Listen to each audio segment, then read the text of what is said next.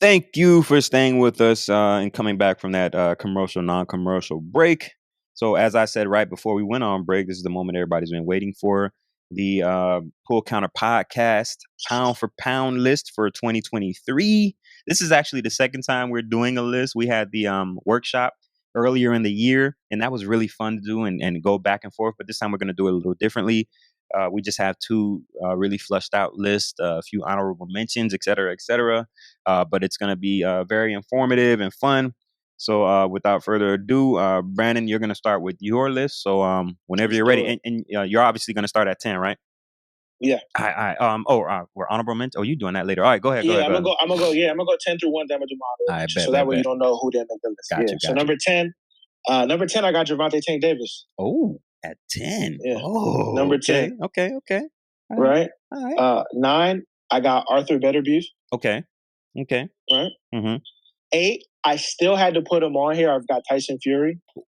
I ain't gonna say that. I got Tyson Fury on my list, right? Just right. The 2 wins over Wilder in dramatic fashion. I feel like, number 7 for me is someone I don't know if everybody would have on their list. Really, one of my favorite fighters right now is Bam Rodriguez. Jesse. Jesse's complete, man. Really good fighter, really good wins too. I know sometimes everybody doesn't watch the smaller weight classes, but in his weight range, he's looking for all the smoke and he's dominating. So I got Bam. Dominating. 6, I've got Devin Haney. 5, I've got Canelo. 4, I've got Dimitri Bivol. Okay. 3, I've got Usyk. I've got Noya Inoue at 2. Okay. And the number 1 is the fighter of the year, boxer of the year, Terrence Crawford. Oh, that's dope. Okay. Yeah. And I've got some honorable mentions. Honorable mention for me, of course, Errol Spence still, right? I don't want to denigrate a fighter for losing a fight. Right, that's one of the things that's hurting us in the big fight game. That's fair. That a guy loses and then all of a sudden he's trash or something like that, right? That's fair. And we're saying that Terrence Crawford is so great, so then I'm not going to throw Errol away, right? Terrence is just that great. Right. So I'm going to still put Errol as an honorable mention. Shout out to them for doing the fight. I got Shakur Stevenson as an honorable mention. Skill-wise, talent-wise, he has pound-for-pound ability. I just don't think his wins over guys like Oscar Valdez and or Jamel Herring or De Los Santos were impressive enough, in my opinion. I agree. All the guys that we care about would have staunched those guys too. I agree. And then shout out to, again, unfortunately, Jamel Charlo being undisputed in a weight class still. I know it's still history. It's history. You deserve some credit. Until somebody knocks you off at 54, you deserve to be mentioned around this list. You have pretty much all the belts. Right. Damn. Yeah. All right. I'm not completely mad at that list. I'm not even gonna front with you, bro. My list is completely different. Okay. Okay. But that's what makes it special, and I love it, bro. Yeah. I love it. All right, so I like that though. So let me go ahead, man. At number 10, I have Alexander Usyk. Okay. At number 10. And the reason why I have him that low is, again, we talked about the Dubois fight. I think that was an actual legit body punch, and I think Usyk was hurt. But I'm not gonna. I didn't want to take him completely off the list and say that was a straight up loss, because I think if the ref was counting, he would have got up and he wouldn't have taken another body shot, and he would have won. He would have went on to win that fight either way. That's fair. Yeah. But that's why I have him at number 10, and also just moving up in weight from cruiser to heavy and dominating. He's been dominating his whole career. You know what I mean? That's why I have him kind of still high. Yeah. He dominated cruiserweight. Right. But we got to also talk about, like I said earlier, the heavyweight division ain't been the toughest. So I'm giving him his credit, but how much credit can I really give him if he's like, he went up to easily dominate these like guys who aren't that great, and he's a boxer. He's a boxer. So he's a boxer, right? It's easy for him with these guys, bro. It's easy for him. Right. What's up? I was gonna say the only thing that I lean is he's small. He is. You know what I'm saying? He is. So like in the same respect that like he's kind of tailor made to lose to these big guys. The fact that he is able to outbox these guys that are way bigger than him, right, it's pretty impressive. I agree. In the same vein, you know, it's like double-edged sword. Right. Again, he's number 10, man, and hey, I like him still. But for sure. I mean, yeah, he's on your top 10. For sure. All right, so my number 9 is actually Gervonta Davis. Okay, so you had him one spot lower, but I'm gonna say Tank. Only reason he's that low is, like you said, I haven't really the fights that I would want him in. I haven't really seen those fights yet. And that's fair. That's fair. That's the only thing. If we're talking about the greatest fight he's been in so far is Cruz, and we want to see a Cruz that's and Cruz is good, Sure. but we want to see you fight other names, bro. Like, I mean, it is what it is. That's fair. Okay, so that's really why he's there, and he's on the list because obviously he's an amazing talent. So I gotta give him that respect. So he definitely did make that top 10 either way at number 9. All right, so now moving on to number 8. This is a guy I'm kind of surprised I ain't hear this guy on your list, man. But Tim Tszyu.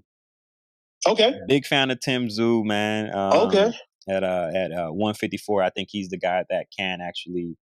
I think he didn't unify yet. Did he unify already? No, but that's why I didn't have him. Oh yeah, because of Jermell. Yeah, he's the guy I think can snatch up all them belts though. Tim Tszyu is the guy that I think can snatch up all those belts, and I think we're gonna see him do that in 2020 within these next 2 years. Because it's all about the cards playing out right, and you getting the fight that you need. So that's all on your management, but. Okay. I could see him becoming undisputed in that division. I think he's a problem for anybody. He's a very patient fighter. He got a mean streak in him, and he can box. So I like Tim Tszyu a lot, bro. I like Tim Tszyu a lot. So he's number 8 on my list. Number 7, Dimitri Bivol. Okay. And I like Dimitri a lot. Obviously, I'm a big fan of guys who pay attention to the sweet science and guys who are very crafty in there. But there's something to say about his fights where it feels like at times he's kind of doing just enough to win. Coasting a little bit. Yeah, kind of coasting. And he's not really and he tried with Arthur this last fight to kind of put him away. But it's still like he just he's doing just enough, bro. And again, that's he's on my top 10. But I think super talented. Right. My last list, I had him a little higher, but after watching this fight, I'm like, okay, I still give you the respect of being on the top 10, but I'm gonna drop you a little bit, bro. Okay, so number 6, and you mentioned this young guy. A lot of people don't know him. He's only 20, 21 years old or something like that. But Jesse Bam Rodriguez. All right. That's the man. Wow. One of my favorite fighters for sure. Not many people have that level of footwork in the game. Not many people have that kind of footwork. He looks like he's kind of maybe he reminds me of Rigondeaux a little bit, man. Like how he's able to go in there, get maybe early Lomachenko even. Like how he's able to them angles, man. Yeah, like it's so beautiful seeing it, bro. Like it's so beautiful. Oh man, I love watching him fight. He's one of my favorites to watch fight right now, bro. Like, and he's dropping power. He's dropping power punches off the power. Some people are turning, trying to get away. Right. He's pivoting to drop power. Yes. Oh my gosh, it's so beautiful to see, bro. At the fight I went to in Orlando with Richardson Hitchens, they were announcing the Bam fight, so he was there, and I was shocked to see at a boxing fight how few people actually recognize Jesse Rodriguez in person. You could tell how many people don't watch the smaller guys. Yeah. Until he got into the ring to be like, "Hey, I'm Bam, and I'm fighting this guy December, whatever." Then everybody was like, "Oh," but I actually got to meet him. Super nice guy. That's dope, man. That's dope. Yeah, man. Super nice guy. So, Bam is definitely my number 6. Number 5 is David Benavidez, and he wasn't on your list either. Okay. I was surprised. I was surprised. That one's one that I'm like, okay. He wasn't on your list, bro. Okay, so David Benavidez is number 5 on my list. Another very that's one where I'm like, okay, another very patient fighter. Obviously, he has a mean streak in him. Is he a weight bully? I don't know. I mean, I ain't gonna put that on him, but he's a very good boxer, and we see him put people away. You know what I'm saying? We see him put people away. So shout out to him. I would love to see him and Canelo. That's the biggest fight, I think. For sure. That's the fight Canelo needs to. Obviously, outside of the Bivol rematch, because you got to get your lick back. But that's the fight I would love to see next for. We got to have a whole episode on whether or not we actually think that fight takes place. Oh, we can do that for sure. Don't tempt me with a good time. Listen, Yeah. If I'm in Canelo's camp, I'm chilling. At this age and where you are in your career, I'm chilling. I don't want that. I don't want that for you. I'm chilling for sure. I'm chilling, bro. I don't want that. That's somebody missing off my list for sure. Yeah, for sure. He's an animal. Yeah. All right. Let's see. Number 4. We just talked about this gentleman, Saul Canelo Alvarez, and the only reason, because I know I just said that I intimated to the fact that he might be avoiding Benavidez, but the career, the wins against top talent, he'll fight you. Yeah. You got to still give him his credit, and he still had, even though he took that loss against Bivol, he's putting on some of the biggest events, obviously, and you got to give him his credit for taking a risk. And you'll be hard pressed to say that he is not still the face of boxing. So I gotta give Canelo that respect. And as a fan of the sweet science, and I'm sure you'll agree with this as well, he is still one of, if not the most skill best boxers in the game. Like just watching him in the ring, like just the movement, the head movement especially, like it's still beautiful to watch as a fight fan. It's still beautiful to watch. I prefer when he doesn't like just try to sit down on every punch and just wham people, but you know what I mean? Right. But hey, it is what it is. I'm gonna still give him his respect at number 4. Number 3. And these last 3, I'm gonna call them the 3 kings. Okay. All right.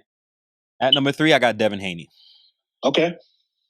Devin Haney has shown up and improved, like, and maybe it was just the weight. Maybe because for me right now, it's easy to believe that, oh, wow, you were really being drained. Like, what were you doing before, bro? Like, because it's almost night and day seeing what he recently did in this fight with Regis Prograis, man. So I'm not gonna lie, I was actually impressed with him during the Loma fight. I know everybody thought, Loma's a difficult fighter. Yeah.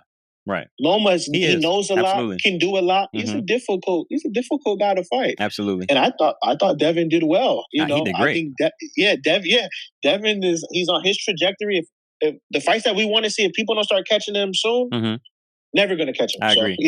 Yeah. Outside of the gassing, seeming like he gassed in the 11th and 12th round, I think he was outpointing Lomachenko the whole fight personally. I think Loma just really stepped up those last 2 fights, which for the casual fan, the person just watching at home that doesn't really study the sport like that, it makes it look like the guy. Some of the rounds that Loma won, he landed big punches in those rounds. Yeah, and people thought that was like, wow. Right, you know what I mean? Exactly. Doesn't take away what Devin was doing the whole time. Right.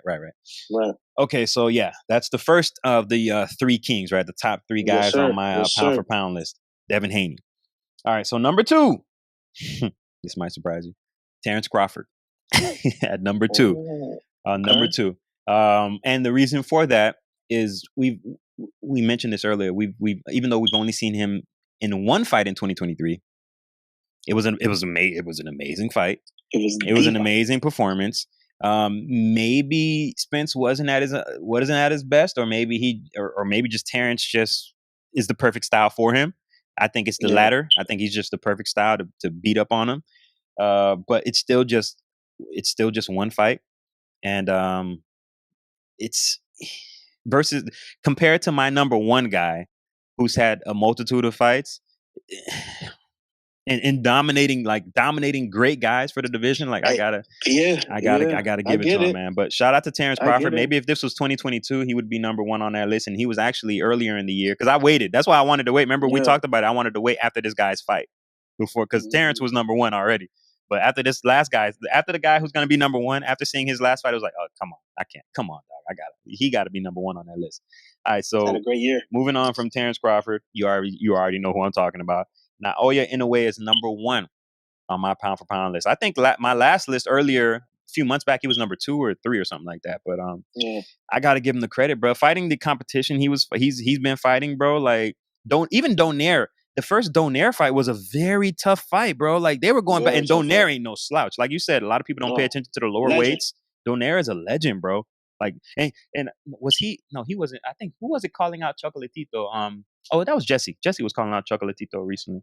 Another legend. Like, you know what I mean? Like these are legends in the sport. Like people, it's just that people don't know because it's the smaller weight classes. These are the little guys. Right. You know what I'm saying? But the skill is there. Dangerous too. And dangerous. Donaire was putting people out. Yes, people bro. Realized he was putting people out. Yes. And the actual build up for for Inoue Donaire 2, Donaire was talking about how Inoue reminds him of a young him, like which is an amazing like compliment to get, bro. Like, bro, this guy, man, I tried to not give him. I ain't gonna front. I tried to keep Terrence Crawford at the top of this list. I'm like, bro, nah, Terrence I gotta give him his respect. I've been a fan for so long, but nah, I just gotta leave the fandom alone and just give it the unbiased. It's not biased. No bias, bro. No bias. So those three guys are the three kings. And that's Naoya Inoue at number 1, Terrence Crawford at number 2, and Devin Haney at number 3, man. But bro, man, respect to your list too, man. Respect to your list. Yeah, bro. Man. My only thing I'm thinking at my list because I'm like, man, David. How you leave David out, bro? I didn't even have him in an honorable mention, man. And he's been, David has been destroying the Mexican monster, man. David has been destroying. Oh, and by the way, I'm sorry to interrupt, but for the listeners out there, I want to just give a few metrics that actually were the reasons why I chose these names in this order. But before I do that, let me just run through my honorable mentions. Right, you already you had a chance to do that. All right, so the first honorable mention is Shakur Stevenson. All right, obviously a very talented fighter. I just think, like you said earlier, somebody needs to take his phone and Twitter away, or X, and he'll be fine. And I'm gonna say this part. I think he needs new management. I don't like what they got going on over there, bro. I think that's a toxic environment for him. I think they're making bad business decisions for him. I think because it's I don't want to say money grab. I ain't gonna put that on him. But to me, it's obvious that he's an investment. He's a J Prince investment, if you know what I mean. Yeah. So I think he needs new management, bro. And shout out to Andre Ward. I'm a big fan of Andre Ward. Same. But I don't know what's going on over there, bro. But it's not good. It's not good. But still, he's still in my honorable mention. So I'll just move on from that. The next one is Jaron Boots Ennis. Salute. One of the most talented guys you can look at. He wasn't on your honorable? He wasn't on your honorable? That's one of my favorite fighters right now. Man. See, that's why I love this, man. Oh, man. Boots, I'm sorry. I'm sorry, Boots. Hey, shout out Boots, man. Shout out Boots. It's amazing to watch Boots fight, bro. If y'all don't know who Jaron Boots Ennis is, stop what you're doing. Pause this podcast and just check out a quick YouTube video right quick. Then come back and press play, all right? Who does he remind you of? Boots kind of reminds me... I can't say Winky. I would say I can't say Pernell either. Like if you had an opportunity to mix Winky, right? Pernell Whitaker and Roy Jones. Yeah, I would say if you mix them, maybe, because he bro, just the ability to move around the ring, the ability to pivot and stay right there with you. He'll bang with you. The hand speed, the power. And his just elusiveness, bro. Like I was gonna say, who? I think he's one of the most athletic boxers I've seen in a long time. Like his athleticism comes out like through the floor of the boxing ring, like a Roy Jones. That's why I added Roy Jones. He's a different level of athlete. His coordination, his hand-eye, it's incredible. It's incredible. And so far, he's been looking like he's been having a lot of fun in there. And as a fan of the sport. As a diehard fan of the sport, I've been loving every. I love watching him fight, bro. And I really hope he gets those fights that he's been begging for, really. Yeah. But hey, we'll see. But shout out to Boots, man. Shout out to Bozy and all them boys, man. Shout out to the whole Philly. Okay. Next one on this list, another guy, David Morrell, man. I don't know if you've seen his last one, man. Oh, come on, man. Huge fan. David Morrell, man, at 168. That's a bad boy. Bad boy, bro. 168 is amazing right now, bro. I ain't gonna front. That's a 168 is an amazing weight division, bro. David Morrell. Great win his last fight too, man. Yeah. He's mean. Yeah, he is. Let's see. He reminds me of Benavidez a little bit, bro. Like they're kind of similar, bro. A lot of similarities. Okay, so it's funny because we talked about the Cuban guys that come over a little bit too late. Mm-hmm. He's here at the right time. He's going to be able to be a star. Absolutely, bro. Absolutely. Okay, so moving right along, Subriel Matias. We talked about him a little bit earlier. That's another honorable mention I got to give him. For sure. Another one, he wasn't on my top 10, but I got to give him my honorable mention status, is Teofimo Lopez. After right, seeing what he did coming back from this, coming back and showing improving in this last fight, he looked amazing, bro. It was amazing. It was beautiful to watch. It was. But it wasn't enough to put him in the top 10, because I think all the guys that I mentioned in that top 10 deserved it a little bit more. But Teofimo Lopez, and then I just got one more, really, Arthur Beterbiev, or Beterbiev. He finishes out my honorable mentions, and I like him a lot. I just feel like, and he's fighting good competition, and he's knocking everybody out. That's why I put him on mine. Yeah, but Joe Smith, for those that don't know, is the guy who he knocked Bernard Hopkins out of the ring. Yeah, but George Smith is cool. He's cool, but like, and he ain't fight Bivol yet. Like that, if he does that, I'm scratching. Hey, I'm redoing this, and we putting him back in top 10. But he's fighting good guys. Yeah, I don't know how much credit I can give you for Yarde. I like Yarde. I was gonna say, I think it's just the weight class. It might be the division, yeah. The depth of the division. You're right. That might be what it is. But whose fault is that, bro? You know what I mean? It is what it is. But he's knocking out a lot of these guys, but he's kind of supposed to knock these guys out. And another reason is because I also think he takes a few more punches than I would like. I can see that. Yeah. He takes a few more punches. Yeah, his style. Yeah. His style. He takes a few more punches than I would like. But he is a monster. One of my favorite fighters right now. But that really closes out my honorable mentions, bro. Like, okay, so now going into the metrics that I said earlier, right? Mm-hmm. All right, so it was predicated on activity level, right? It was also predicated on quality of competition, and that ties right into the adversity that a fighter faces. Also, career accolades, titles or lack thereof, and obviously stats. So. You know what I mean? Like that was the reason why I picked the guys I picked for my top 10. For sure. And also and kind of how you ranked them. Yeah, it's exactly why I ranked them like that. Like this is bro, I had a list. I had like 3 lists before, bro, where I was moving guys in and out. After seeing what they looked like currently, like I said before, I wanted to do this after Inoue's fight. You know what I'm saying? Because that was like a 2 spacer for me. Like if he didn't do as well 100%. Or something like that, he would have been number 3 or something like that. Or if 100%. He lost, he would have dropped even more. So, and I agree with you on those metrics. Those same type of metrics. Like for instance, for me, right? Like I'm a huge Tank fan, but I got Tank at 10 just based upon him getting arrested and having to jail and stuff this year slowed down his year. It did. Right. I agree. And kind of stuff like that. Canelo, I couldn't put him too much lower than 5 just because I'm like, man, that's it's still Canelo. He's still Canelo. Canelo's still Canelo. You know what I mean? If he stopped daring to be great and just fought within his weight class, he would easily dominate everybody. Like if he stayed at his weight class, stop trying to move up. And I get what he's trying to do. He's just all about making history. But you sometimes you bite off a little more than you could chew. And I think that the Mexican boxing history is so rich, right? That's what he cares about, being the number 1 Mexican fighter of all time. Right. And I think that's what he's chasing. And so I get it. Yeah. Right? You need some of those things to be like, Julio Cesar Chavez is just such a big name there. He's like, right. It's like in Puerto Rico, like, people still love Tito, Absolutely. Absolutely. Canelo was probably a better welterweight. Oh, for sure. Like he is. He is. But people still love Tito, bro. So it's like you're fighting that. Like he's fighting that, like, Canelo shoulder rolled a little too much, man. He shoulder rolled a little too much for the Mexican fan base. They love him, but as far as like if you ask most Mexican boxing fans, he ain't number 1.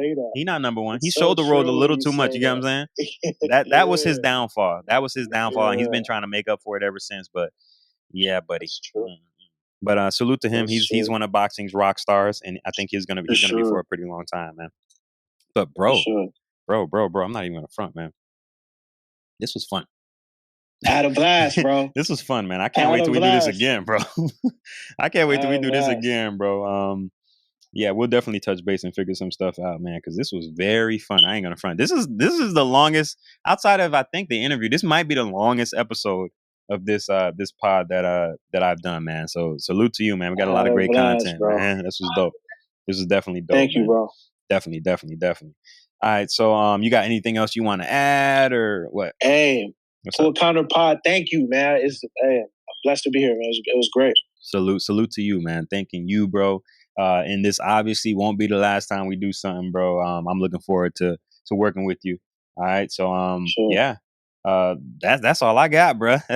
Hey, bro. Happy New Year to everybody out there. Happy holidays, all that good stuff. Please be safe out there. Drink responsibly, all that good stuff. Enjoy the family. And whatever y'all do to bring in the new year, just enjoy it safely, man. But yeah, this was great, man. This was fun, man. For sure. Happy New Year, bro. We'll definitely do it again, bro. All right. Appreciate you, brother. All right, brother. All right. Yeah. Peace.